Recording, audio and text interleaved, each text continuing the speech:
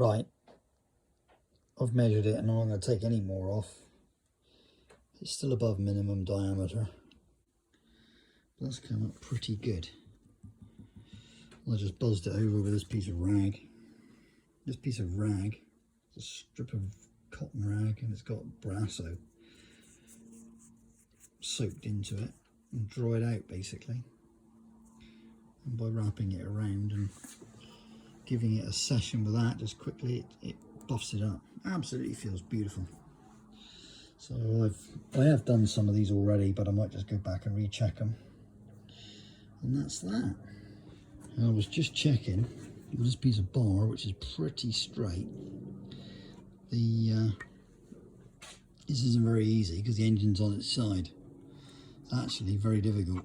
But if I pick that up, because it's round, you can rotate it, and you can measure down the back of the bar between the bores and make sure that they're aligned,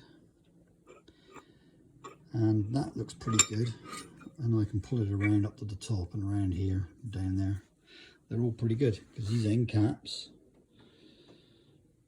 well, there's a bit of a strange phenomena going on here. This one here was too big a hole, and I've worked this one with a hone. And it's this little thing here that allows me to pull it around and stick a little piece of paper on there, and I can operate it where it's wrong. And I've actually faced the cap off a little bit, and now I'm measuring, checking that that block is correct, and I've measured away from the block, and I've checked that that alignment of that diameter using one of these here plungers. I've gone around that and I got that in spec because it was a bit big, and by checking it with this bar, I know that that there hole and that hole and that hole is actually right. It was actually the end cap that was wrong. Now you may say that that has a 2 on it, which is quite strange because it's in number 1 place. That is how I found them years ago, and I have tried number 1. Is that number 1? They're all different places. I don't understand. I think it's been line bored and somebody put the end caps back on in a place which was better, because I tried number 1 on number 1 and it doesn't fit as well as number 2 on number 1. So it definitely does not fit. So I've already tried that, and where they were when I found them, I think it's been line bored, as I said, because it actually mics up the best in that position. So I'll put them back on, and I'm going to remove these marks, because when I found it, it was following this mark here. 1, 2, 3, 4. And I didn't actually see those originally, and I put a 1, that is a scabby 2, and that's a 3, and a 4. So I already numbered them up, 1, 2, 3, 4, but when I actually realised, I didn't realise it was like that, I had a 2 on number 1. So that's how I found it years ago, and it does fit best like that. But I've had to adjust this end cap because it wasn't really fitting, but it does now. It actually fits really good, if I so say so myself. All I'd done was ground off his face, put it back on, measured it up, and that was easy. I did it via putting the end cap on here up against that piece of steel and pressing it against there and pressing it down onto the 600 wet and dry. Just give it sort of 10 passes,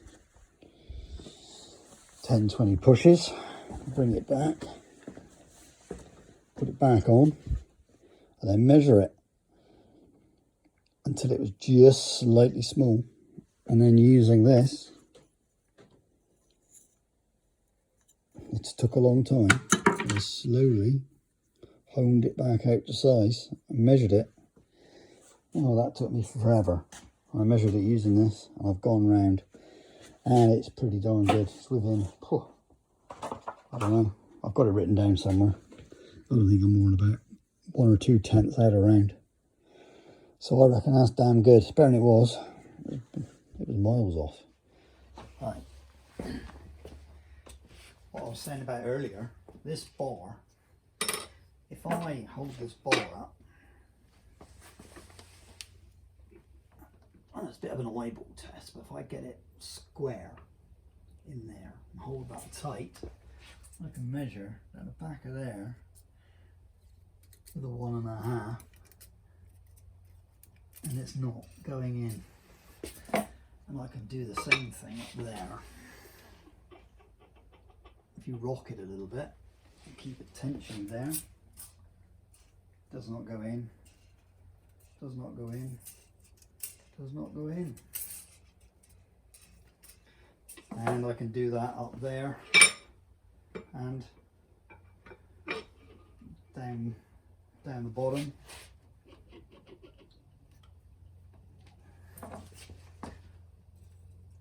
No, no, no. So I would say that using that bit of bar, which is pretty straight, I'm within 1.5 thou. It's not even going in 1.5 thou, isn't even going in there. So I'm pretty darn sure, or feel confident, that these bores are aligned. I haven't got like one shifted slightly up, one shifted down. I think when they bored it, they were honing it, and this, as they honed it, as the hone came out, they were lifting up, and they bored these a little bit big. But the block isn't bored big the other way. So I've checked that. I've cleaned up the crank, and so hopefully the crank now is all polished up. All these journals are looking good. So I can clean out all the oil ways, and then I've got to measure my shell bearing thicknesses. And there's one journal, this one here, number 2 journal, on the big end is smaller than all the others. So I'm going to put the thickest shells on that one rod. So that's what I did last time, and Bob's your uncle.